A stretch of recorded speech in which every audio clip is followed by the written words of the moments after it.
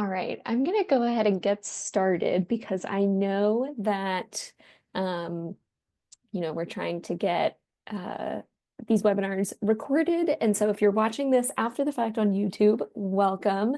Thank you so much for finding this and watching this.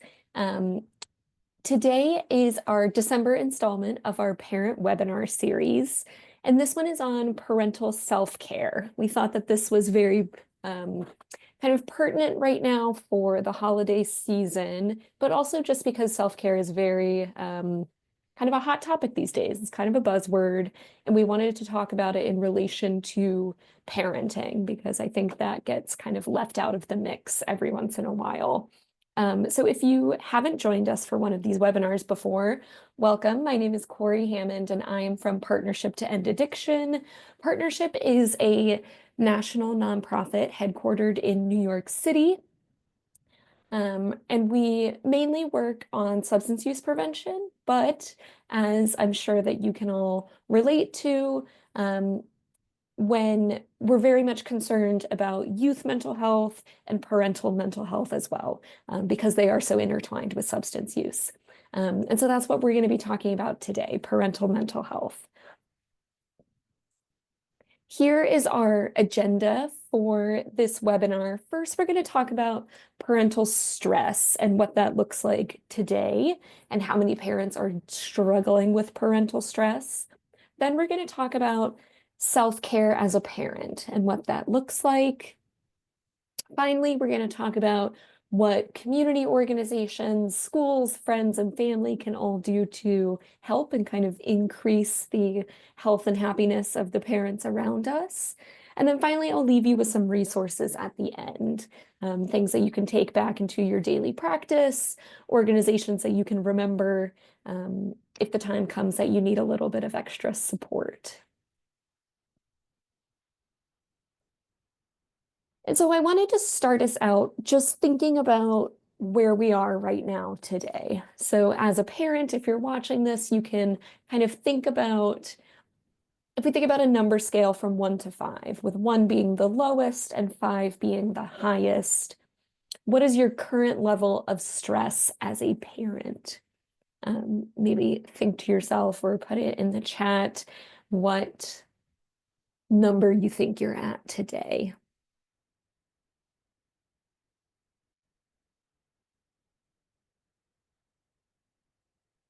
And then once we have that number in our mind, the next one is on that same number scale with 1 being the lowest and 5 being the highest, how much do you prioritize your own well-being? Again, think from your number from 1 to 5.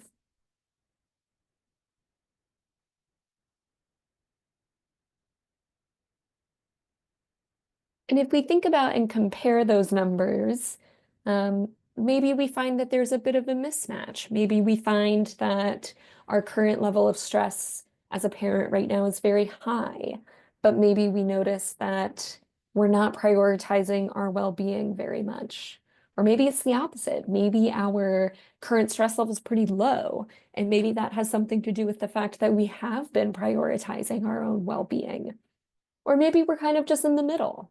Our stress is at like a 3, and our well-being prioritization is also at a 3. And so hopefully as we move through this presentation, you'll get some strategies for how you can kind of prioritize your own well-being maybe a little bit more and work on getting that stress level down.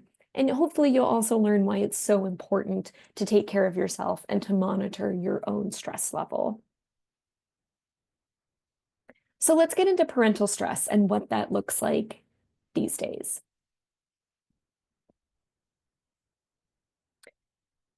So there's a recent US Surgeon General advisory on parental stress. And we know that the US Surgeon General is concerned about youth mental health, but hopefully this advisory shows us that they're also concerned about parent mental health.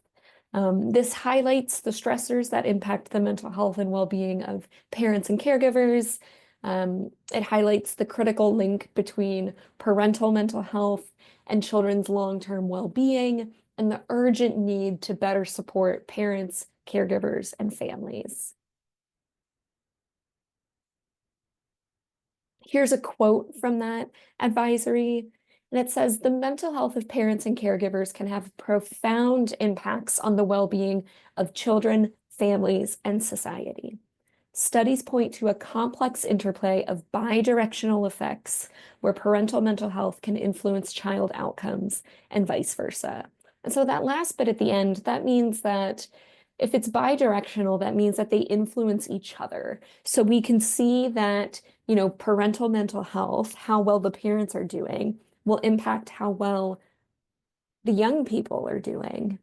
And how the young people are doing impacts the mental health of parents. So these are very closely intertwined, and we can't really talk about one without talking about the other. Here's some more data from that report. Talking about stress level of parents, they say that 33% of parents report high levels of stress in the past month, compared to 20% of other adults that don't have children. So we see that parents are reporting higher levels of stress than those who don't have kids. And almost 50%, almost half of all parents say that most days their stress is completely overwhelming, compared to just 26% of adults who don't have children. And so that is a staggering amount that half of parents say that most every day they're completely overwhelmed by stress. And so we know that this is not a good environment for children to be brought up in, and we want parents to be healthier and happier. Some more data points from that report. And a lot of this, I think, is very new and interesting. From a 2021 survey, approximately 65% of parents and guardians and more than 3/4 of single parents say that they've experienced loneliness, compared to just over half of non-parents. Nearly 70% of parents say that parenting is now more difficult than it was 20 years ago, with children's use of technology and social media cited as the top two reasons for that kind of difficulty in parenting.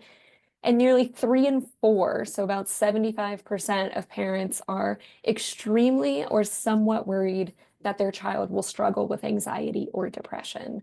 And certainly, if a parent is struggling with their own anxiety or depression, they can worry that their child might be impacted by the same. And so there's a lot of sources of parental stress. If you're a parent watching this, I don't need to tell you what your sources of stress are. But from the research, they found that things like financial strain, economic instability, and poverty were huge factors. We know that childcare prices have increased by 26% in just the last 10 years. So it's becoming more and more expensive to get childcare, which certainly can lead to financial strain for parents. The time demands have become a little bit different for parents today. Parents and caregivers are both working more and engaging in more primary childcare time than before. So if we think decades back, parents maybe weren't working nearly as high hours wise, and also they have spent less time in primary childcare, so being the main kind of childcare person in that moment. And then children's health is another source of stress. So nearly 20%, 1 in 5 children have a special healthcare need.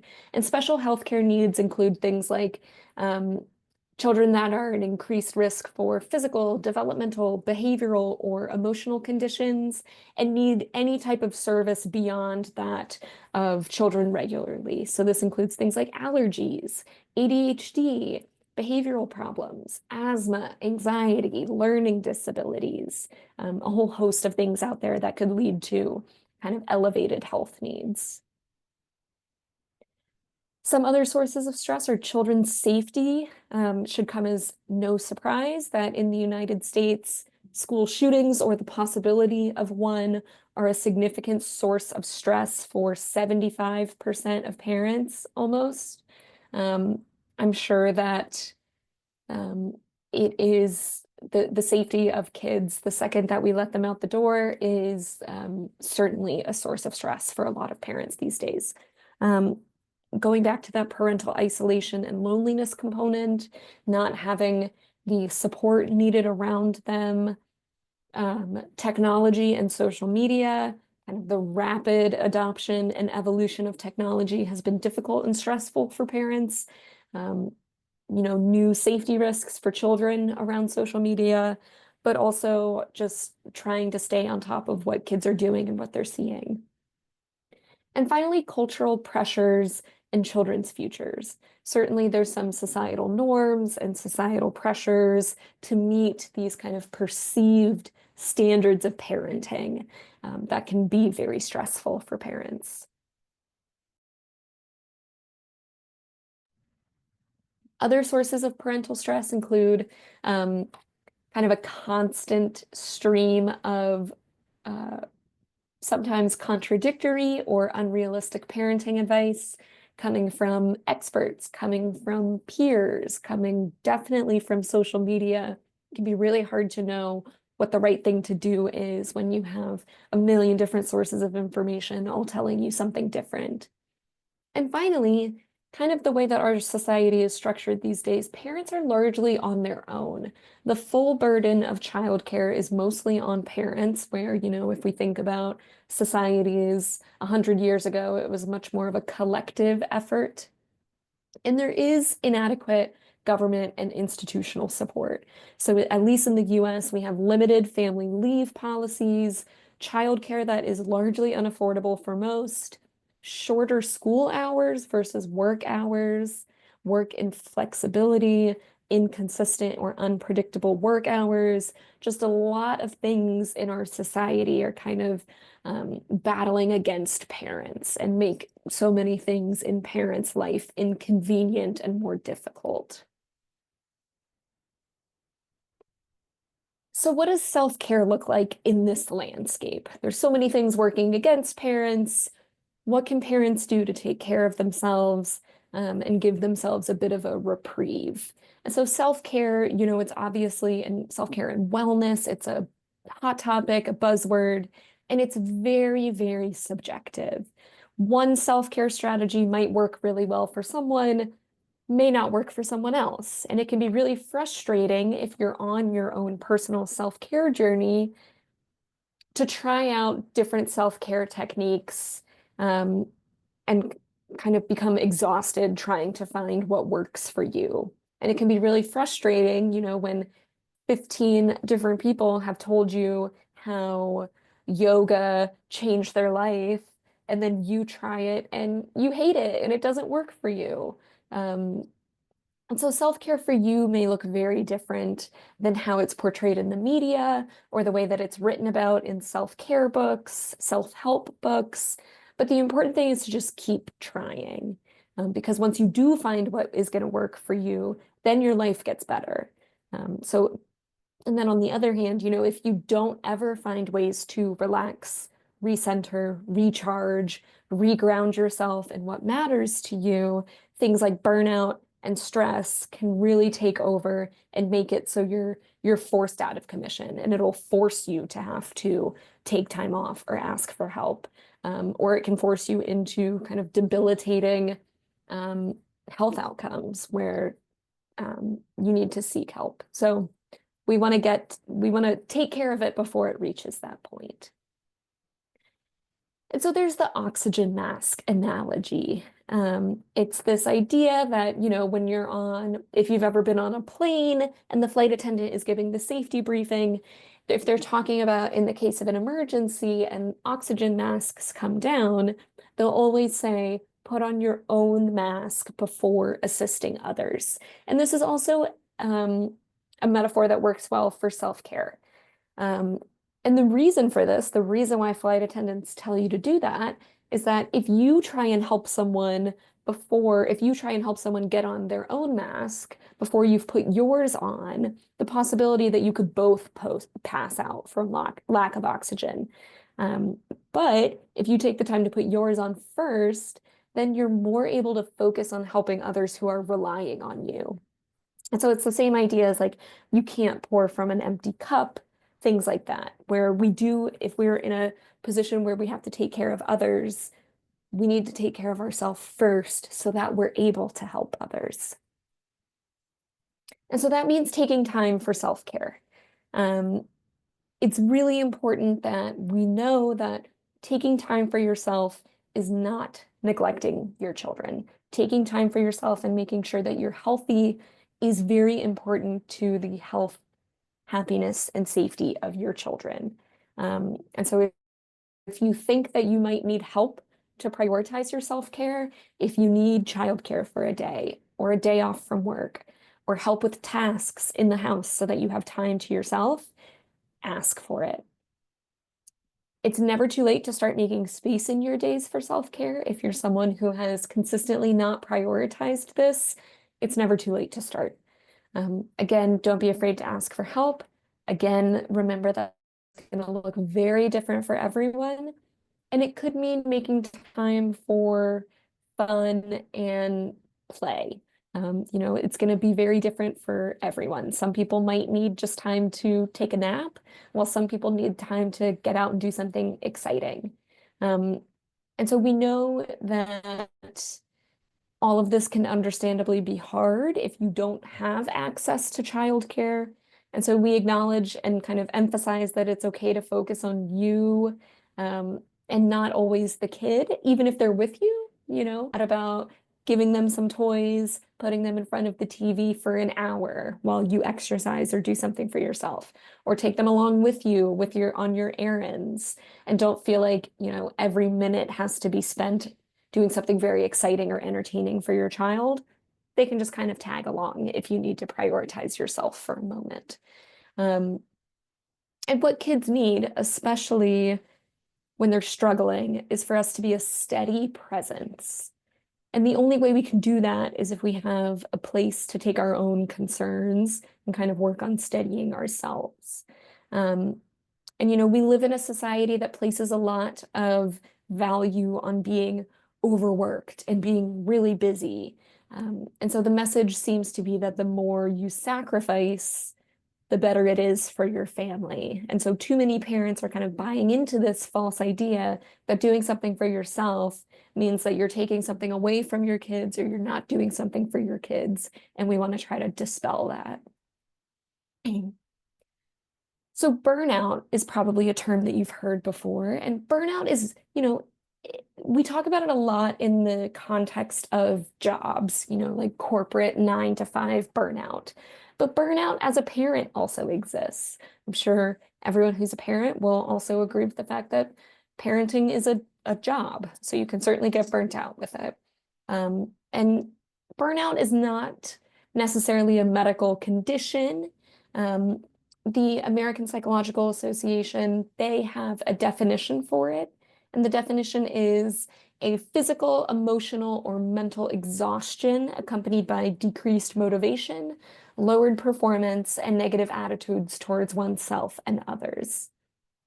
And so it can include symptoms like feelings of sadness or hopelessness, depression, fatigue, being unable to sleep, changes in diet and appetite, loss of pleasure in activities you used to enjoy, and can even go so far as to cause suicidal ideation in people. And so, we don't want to, I think burnout often gets kind of conflated with just being very tired. Um, but we do want to know that burnout it's a step further than just kind of standard, regular parenting tiredness. It is kind of this extra level. Um, and I'm sure from these symptoms, you can put together that this does sound kind of similar to depression, where um, the difference between burnout and depression is, burnout is a response to a very specific environment or a very specific situation, like working more hours or dealing with something very specific going on in your life. Whereas depression is not very much tied to the environment or what's going on. Depression is very much an internal state of being. Where in burnout, when you change the environment or you change the situation, the burnout goes away. And so here are some aids to well-being. These are If we feel ourselves getting run down or we feel ourselves getting burnt out, these are kind of the low-hanging fruit, first things that we want to check off because we know that there's good evidence that some of these or all of these will make us feel better. They include moving your body, getting enough sleep, eating well, getting outside, breathing practice, like a meditation, putting your phone down, maybe not doom scrolling as much, which I know is hard these days, talking to friends and family, and monitoring our feelings and emotions. And certainly, in one day, if we're feeling bad and we're feeling run down, we might not have it in us to do all of these things. This is a lot. But if we check one or two or three off this list, we may be surprised at how much better we feel. And so I wanted to hone in a little bit more specifically on mindfulness. And so mindfulness is a type of meditation. This is all about being present and focusing on what you're feeling in the moment.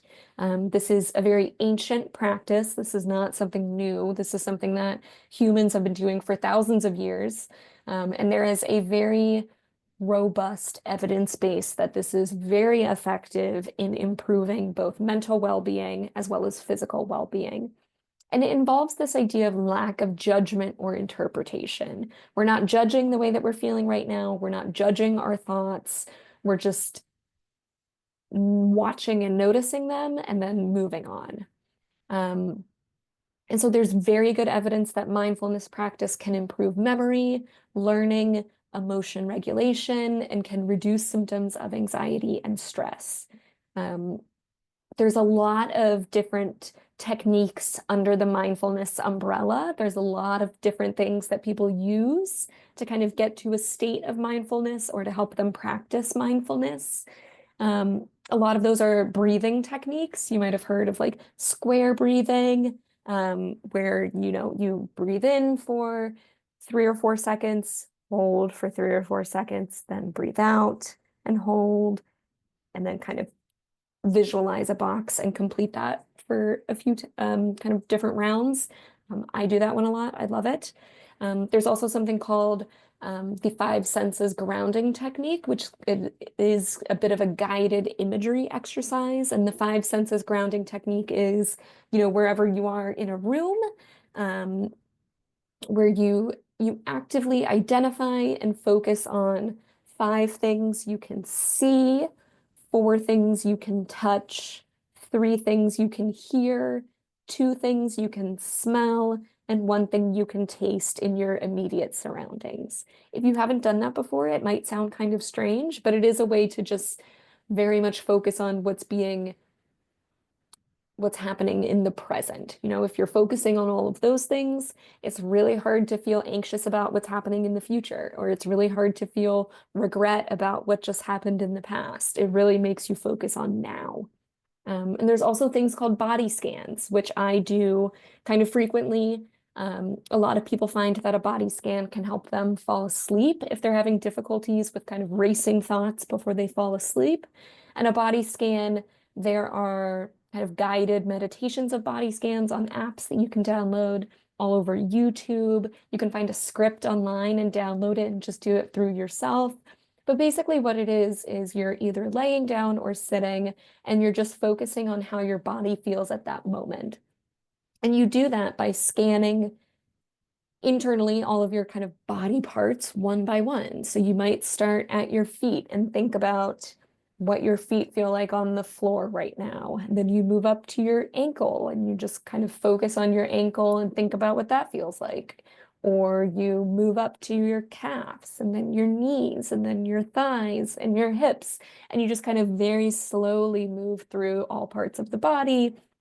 And you might find that focusing on all of these different body parts, thinking about how they're feeling in the moment, not judging or interpreting what they're feeling like, but just noticing can really get you to a state of kind of a calm mind. And some people fall asleep that way. And so these are some very kind of quick and easy mindfulness techniques that a lot of people use and find to be very helpful. a little bit more about kind of the parenting aspect of this. When it comes to self-care, it's really important for us to model self-care for young people. Children watching you take care of yourself will set them up to do the same as they grow up. We want to show them that it's okay to have strong negative feelings, and that not everything's going to be perfect in life, and not everything's going to go the way that we want it to, but we have skills to get through those hard times, and we have things that we can do to make us feel better in bad moments. And so coping, we know it's very personal. The methods that you use may not be the same as what is going to work for your child, but they're going to learn the principle of self-care and they're going to learn these coping skills through you.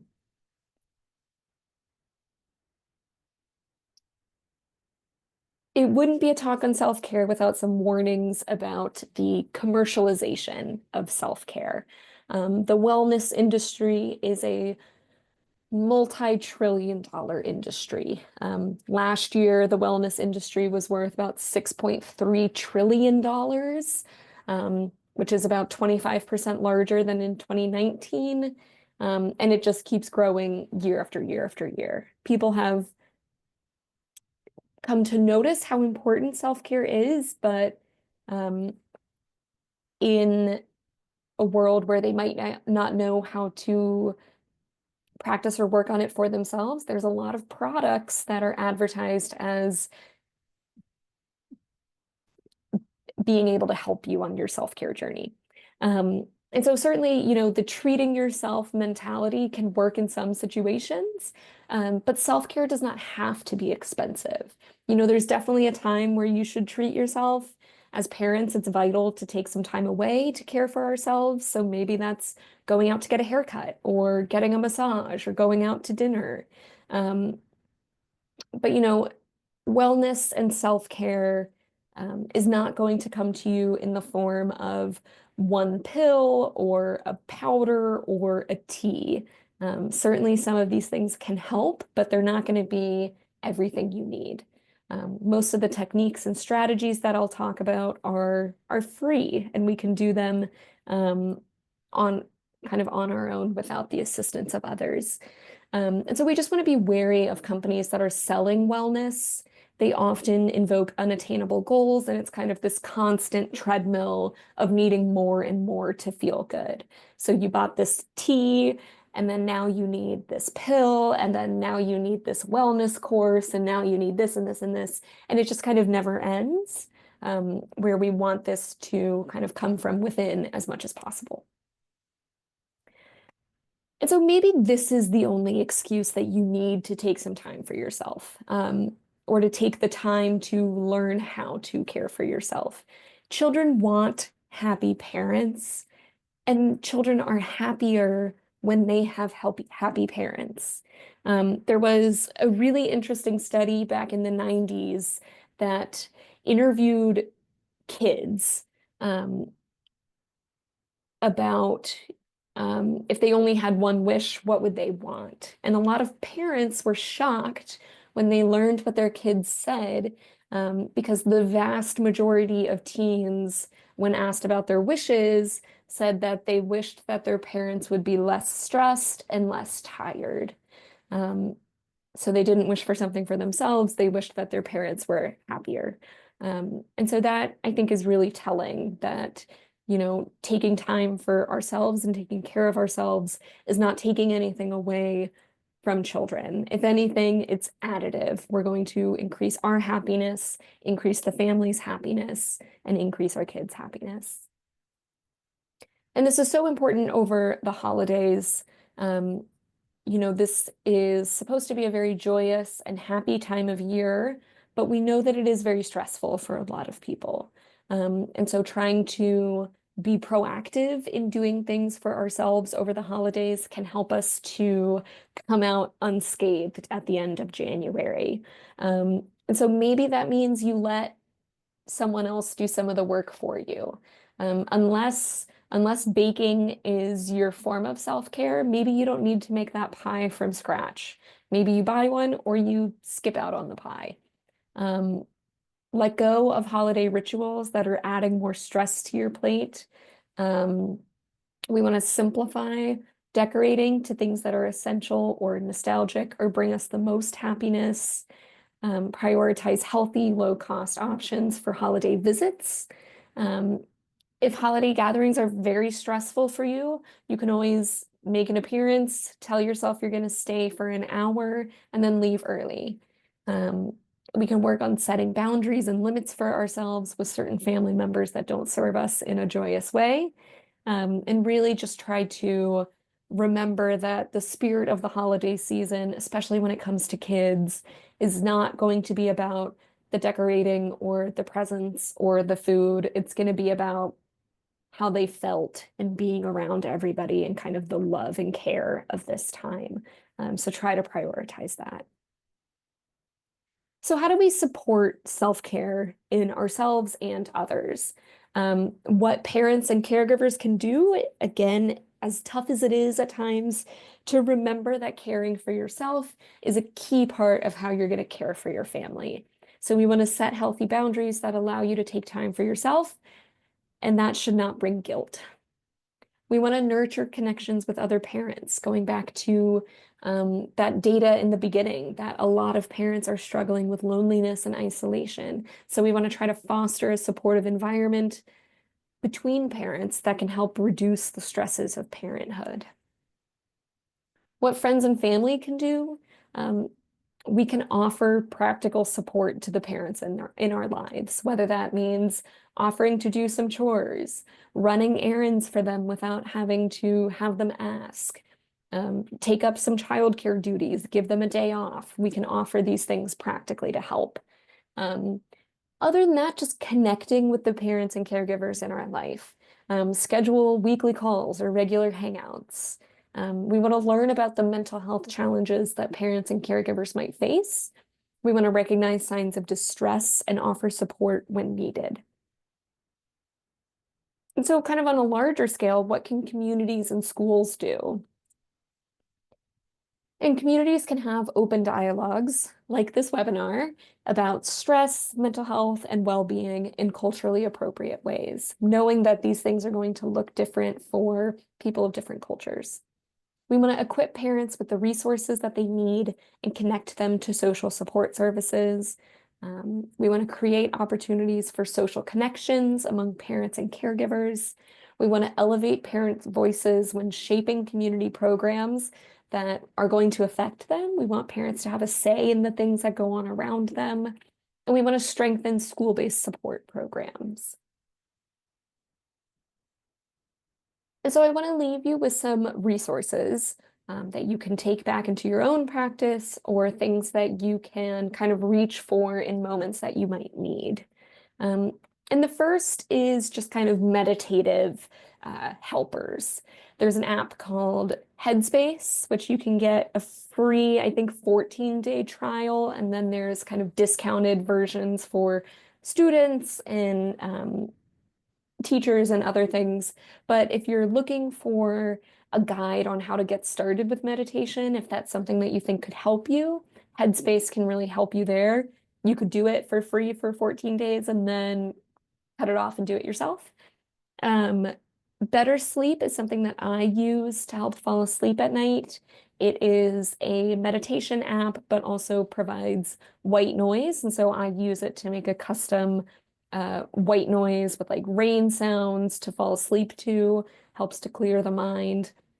And then if you haven't fallen down the rabbit hole of YouTube ambiance videos, something that could be fun to do with your kids, um, to find calming background videos to either work alongside to put in the background instead of other types of TV that can help kind of create a more calming atmosphere. One during the holidays that people use is like the Yule log, which I think every streaming service has their own Yule log at this point, kind of just a crackling fireplace if you don't have one for yourself. That's an example of an ambiance video. This one on the bottom right is one that I use, which it sounds ridiculous when I try to describe it, but it's heaters blowing into fans and creates this like very distinct um, humming, rumbling sound that I find to be very comforting. Um, Whatever you need to kind of drown out your racing thoughts in your brain and bring you back to the present. There's a lot of cute ambiance videos of like people walking through snow in kind of the evening of a cute town. There's ambiance videos of kind of space travel, a lot of whatever you could possibly think of to look up, it exists on YouTube. So there's my little plug. Um, for outside services that might be of assistance, Mental Health America is a nationwide organization that has opportunities to connect with fellow parents and caregivers in your local community or virtually. They have local affiliates all across the country that offer support groups and specialized resources. So we advise you to check them out if you feel like that's something that would help you. For parents of younger children, so kind of newborns or certainly individuals that are pregnant, there are maternal mental health hotlines, and we wanted to also plug 988. These are, you can either call them or text them 24/7, free and confidential support services in English or Spanish. And so the maternal mental health hotline is for those who are pregnant or just had a baby and struggling. And then there is also 988, which is available to anyone across the US. Um, Kind of on this a similar vein, Postpartum Support International has a helpline and a lot of resources, but they also have help for dads specifically. So there's Dads with Wisdom, which is a support group and mentoring program. So they have support groups for dads, they have a mentor program for dads, video testimonials from dads who are dealing with their own kind of postpartum depression and anxiety, can be very, very helpful. And that is all we have for you this afternoon. I wanted to plug, Partnership to End Addiction also has a lot of mental health resources, especially for those who are concerned about substance use. Drugfree.org is our website. Please feel free to look at and use all of the free resources on the website. After you watch this, if you decide that you have some questions or you are looking for some more resources and want to know where to get more help, you can always reach out to myself or my colleague, Dr. Linda Richter, and we can point you in the right direction. So my email is up here. It's chammond@toendaddiction.org. But thank you so much for joining us this afternoon. I hope that you will continue to attend these webinars, and I hope that you will continue to find other recordings on YouTube of these, and I hope that these are helpful. We will see you all back in January, but happy holidays, and thanks so much. And try to take care of yourself this December.